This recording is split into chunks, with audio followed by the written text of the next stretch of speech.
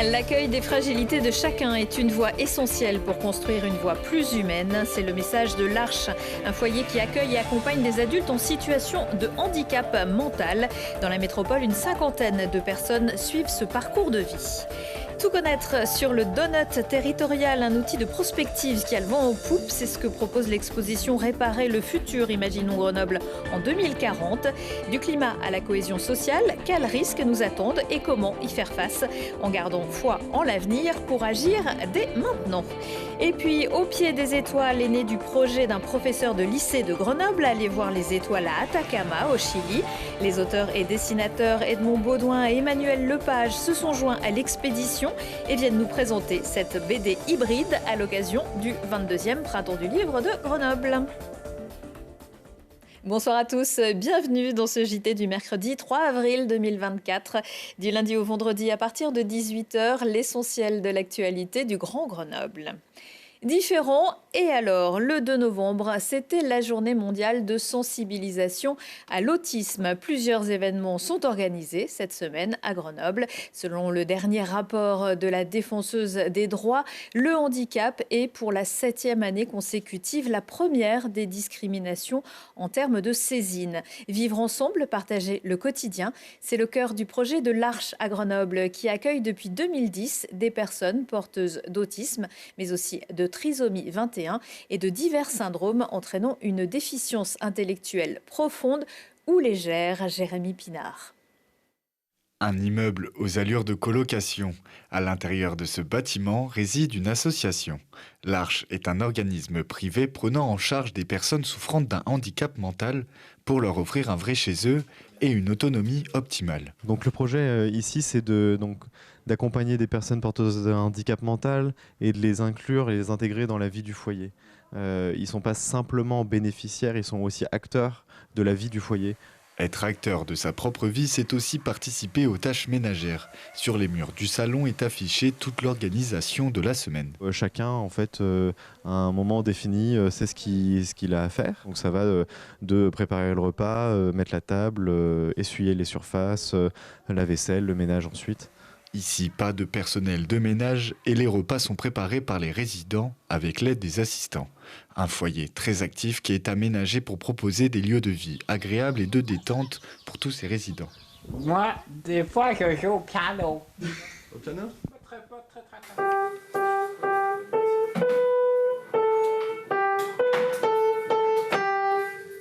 Pour occuper les résidents, le foyer organise des activités tout au long de la semaine, temps d'échanges, ateliers d'art ou encore sorties sport.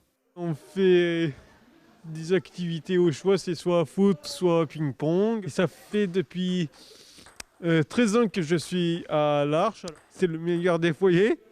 On est vraiment attaché à la notion de foyer, mais ce qui nous importe, c'est que ce soit un vrai chez-soi. Les personnes sont domiciliées ici, c'est leur maison pour un paquet de temps. Donc vraiment, l'idée, c'est qu'elles s'y sentent bien aussi. Sur l'agglomération grenobloise, l'Arche compte aujourd'hui 4 foyers proposant le même service d'hébergement et d'accompagnement au quotidien, réunissant au total une cinquantaine de résidents. Et la Fédération internationale des communautés de l'Arche compte près de 160 communautés dans 38 pays. 3 ans et demi après l'accident de canyoning qui avait coûté la vie à une jeune femme dans le canyon de l'Infernet en Chartreuse, le tribunal correctionnel de Grenoble a décidé mardi de relaxer le guide qui encadrait le groupe d'amis malgré les réquisitions du procureur. La pratiquante aurait mal entendu les consignes données par le professionnel et selon l'enquête se serait trompée au moment d'attacher ses 2 mousquetons au-dessus du nœud de 8, ce qui aurait provoqué sa chute dans le vide sur plusieurs dizaines de mètres. Le guide avait plaidé qu'en 30 ans de carrière, il n'avait jamais pensé que cette erreur puisse être faite. Donner son sang, c'est sauver des vies. À l'approche des jours fériés et des ponts de mai, l'établissement français du sang a besoin de refaire ses stocks et organise jeudi, en partenariat avec le Rotary, une grande collecte au Jardin de Ville de Grenoble. Globules rouges, plaquettes, plasma, en 1 heure, vous pouvez sauver 3 vies. Rendez-vous de 9h30 à 13h et de 16h à 19h30.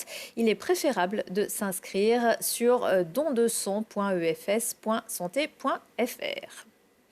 Imaginez Grenoble en 2040. C'est la proposition faite aux visiteurs de la plateforme dans l'ancien musée de peinture pour un mois encore. Réalisée en lien avec l'Atelier des Futurs, elle invite le public à laisser parler son imaginaire et à s'informer des contributions qui seront prises en compte par la ville dans l'élaboration de sa stratégie de résilience territoriale qui doit voir le jour d'ici la fin de l'année. Fanny Abraham. Il a pris racine dans les dictionnaires en 2021. L'éco-anxiété désigne l'angoisse ressentie liée aux différentes crises environnementales et à l'incapacité de pouvoir changer les choses individuellement. Face à ça, Grenoble agit et propose à ses habitants de pouvoir s'exprimer au cours de l'exposition Réparer le futur, disponible à la plateforme.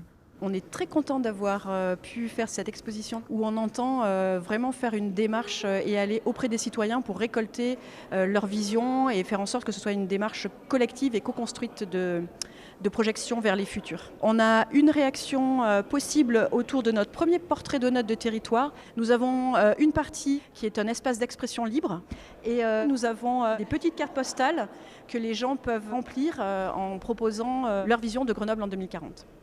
2 parties précèdent ce bloc participatif. D'abord pour comprendre en détail l'ensemble des risques et vulnérabilités auxquels est soumis le territoire grenoblois, mais aussi pour entrevoir les perspectives possibles. Il est légitime de penser l'avenir et de sortir de la sidération parfois. Ça peut être de la sidération, ça peut être des formes de ce qu'on certains appellent l'aquabonisme. À quoi bon lutter après tout avec toutes ces mauvaises nouvelles? À quoi bon chercher un chemin collectif? Certains se posent la question. Il y a une certaine sécession des élites, notamment des riches, qui se construisent des bunkers en Nouvelle-Zélande ou qui visent Mars peut-être pour se sauver. Mais en fait voilà, beaucoup de choses peuvent arriver. Le pire n'est jamais certain, le meilleur non plus. Et entre les imaginaires utopiques et les imaginaires dystopiques, nous sommes persuadés qu'il y a un chemin et qu'il puisse être tracé. Et c'est avec un outil de visualisation un peu particulier que Grenoble avance et crée son chemin à l'aide du donut territorial. Alors, le donut, ça reprend le plancher social, donc un plancher social, un plafond environnemental. Entre les deux, il y a un espace juste et sûr pour l'humanité. Au-delà, c'est le dépassement des limites environnementales. Et quand on tombe dans le trou du donut, d'un point de vue social, on a des très très grandes difficultés qui peuvent mettre en péril tout le reste. Sera-t-il possible d'un jour se baigner dans l'Isère ou de se nourrir de la production faite en ville? Une chose est sûre, les différents plans de la ville ne manqueront pas de passer sous le crible du donut pour que la capitale des Alpes et ses montagnes ne perdent jamais ce glaçage blanc comme neige. Des rencontres et ateliers sont proposés dans le cadre de cette exposition. Plus d'infos sur le site grenoble.fr/2040. Je vous propose à présent un autre voyage et même d'autres voyages grâce à mes invités Edmond Baudouin et Emmanuel Lepage. Bonsoir à tous les deux. Bonsoir. Vous êtes les co-auteurs de cette BD Au pied des étoiles aux éditions Futuropolis, les éditions qui fêtent leurs 50 ans avec cet ouvrage d'ailleurs. Vous venez le présenter à Grenoble à l'occasion du Printemps du Livre. En fait, c'est un peu plus qu'une bande dessinée, on va bien le voir. Et puis finalement, c'est un peu un retour aux sources, votre présence ici dans la capitale des Alpes. C'est un peu ici, ou en tout cas grâce à un Grenoblois que tout a commencé?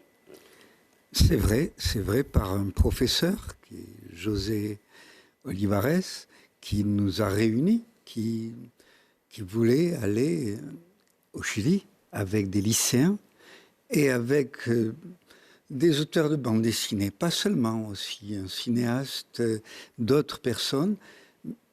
Même au début, il y avait même une danseuse qui devait être. Mais bon, le Covid et tout ce qui s'est passé a fait qu'il y a eu 2 dessinateurs et puis un cinéaste. Voilà. Emmanuel, vous vous connaissiez déjà avec Edmond? Oui, ça fait plus de bientôt 35 ans peut-être qu'on se connaît. On s'est connus à la fin des années 80, début des années 90, oui.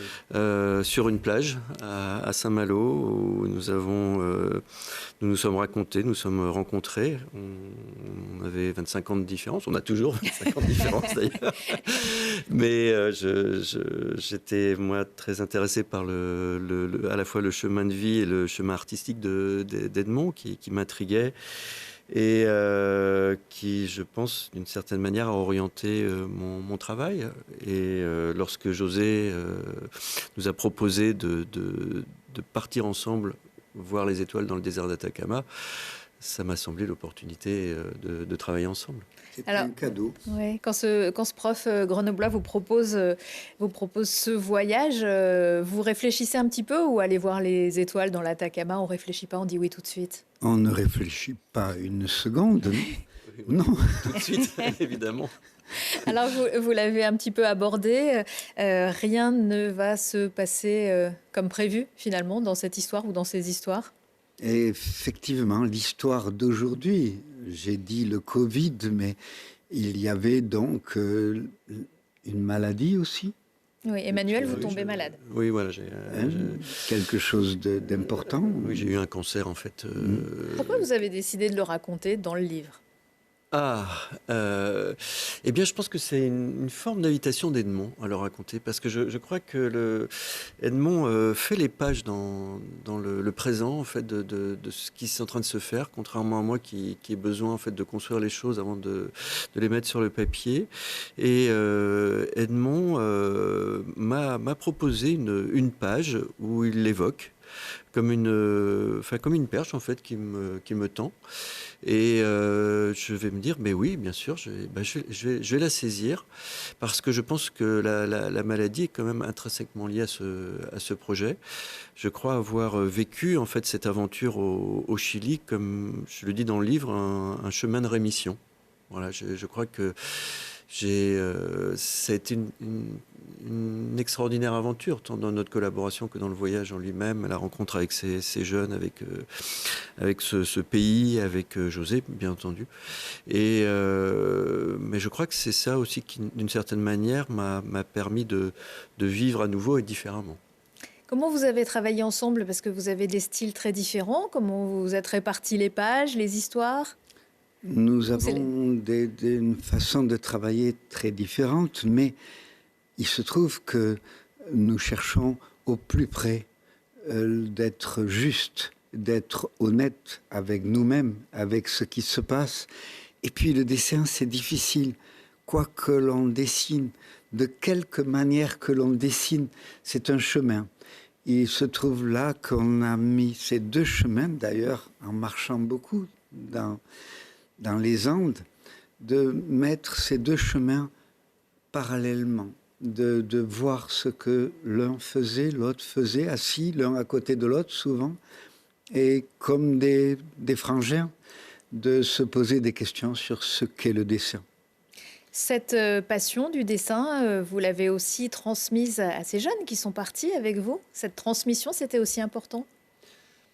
La transmission, oui, est importante. Est-ce qu'on l'a comprise tout de suite dès le début du projet? Je ne pense pas.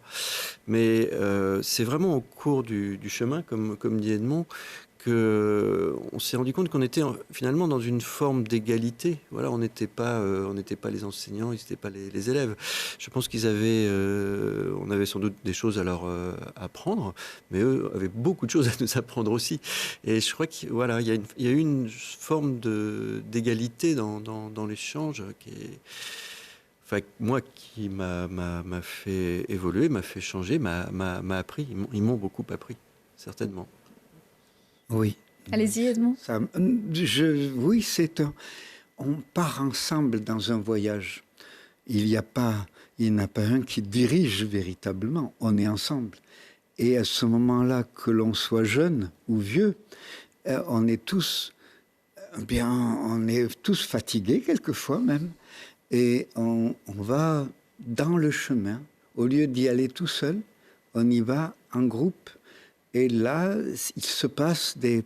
il y a des interactions dans les uns, dans les autres, et nous apprenons tous, oui. Parfois, quand vous demandez aux personnes que vous croisez ce que signifient pour elles les étoiles, et pour vous? Les étoiles, oui, il y a eu beaucoup de réponses. Bien, est-ce que c'est le passé? Il y a eu des réponses, c'est le passé, c'est notre passé très lointain, ou est-ce que c'est l'avenir? Il y a eu des réponses aussi comme cela, eh bien c'est les deux. Emmanuel? Moi, je crois que ce que les étoiles m'ont appris, finalement, c'est que on est sans doute pas grand-chose dans l'univers, peut-être pas plus qu'une poussière d'étoiles, mais on n'est pas moins non plus. Voilà, je crois que c'est quelque chose qui nous permet peut-être de trouver sa juste place, peut-être. Merci beaucoup à tous les deux. On pourrait en parler pendant des heures parce qu'il y a évidemment plein de thèmes qui sont aussi abordés comme la politique, l'histoire du Chili notamment. Je rappelle que vous participez au Printemps du Livre de Grenoble, que vous serez notamment vendredi à 14h à l'Observatoire des sciences de l'univers pour discuter de ce thème. Qu'est-ce que la BD apporte à la science? Vous serez aussi à la bibliothèque Paul-Éluard de Fontaine samedi à 18h30. Et puis samedi, c'est la grande journée de la librairie. Si on veut vous rencontrer, discuter, se faire dédicacer les albums, c'est aussi pour ça qu'on aime bien le Printemps du Livre. C'est samedi donc de 10h à 12h et de 19h à 21h à la librairie qui se trouve dans la bibliothèque d'études et du patrimoine. Voilà, le message est passé. Merci beaucoup. Merci. La création artistique d'aujourd'hui sous toutes ses formes, c'est aussi Art Up, fort de 15 ans d'expérience à Lille. La foire d'art contemporain débarque à Grenoble du 4 au 7 avril. Sculpture, peinture, photo, art visuel, céramique, verre, installation et bien d'autres. Les propositions de 270 artistes mis en lumière par une cinquantaine de galeries dans la halle d'Alpexpo, avec aussi une expo consacrée à Laurent Mulot, une nuit de l'art jeudi pour échanger avec les artistes et assister à des performances. Clé de sol et clé de fa, les belles musiques à clé, c'est du 4 au 7 avril, un festival qui, pour sa 3e édition, recevra des artistes de renommée internationale comme Anne Kefelec, le trio Vanderer, des musiciens de l'Opéra de Paris, Kotura Fukuma ou encore Kongyu Wang venu du Japon, mais aussi des étoiles montantes. Concerts symphoniques ou formations intimistes, la musique classique retentira au déclic.